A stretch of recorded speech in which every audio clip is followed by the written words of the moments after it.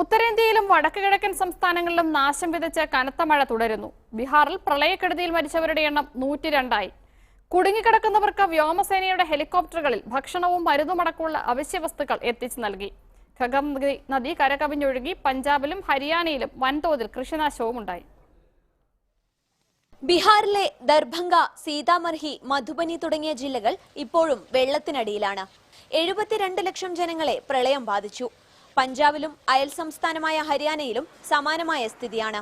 ഘഗ്ഗർ നദീതീരത്തുള്ള 12 ജില്ലകളിലെ ഏക്കർ കണക്കിന് കൃഷി നശിച്ചു. പഞ്ചാബ് മുഖ്യമന്ത്രി അമരീന്ദർ സിംഗ് സ്ഥലത്തെത്തി സ്ഥിതിഗതികൾ വിലയിരുത്തി. അസമിൽ 1 ലക്ഷത്തിലധികം പേർ ഇപ്പോഴും ദുരിതാശ്വാസ ക്യാമ്പുകളിൽ തുടരുകയാണ്. പ്രളയക്കെടുതിയിൽ മരിച്ചവരുടെ എണ്ണം 68ആയി.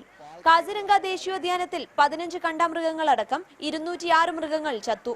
വെള്ളമിറങ്ങിയ സ്ഥലങ്ങളിൽ പകർച്ചവ്യാധി ഭീഷണിയുള്ളതിനാൽ പ്രത്യേക ആരോഗ്യ സംഘത്തെ നിയോഗിച്ചതായി സംസ്ഥാന സർക്കാർ അറിയിച്ചു.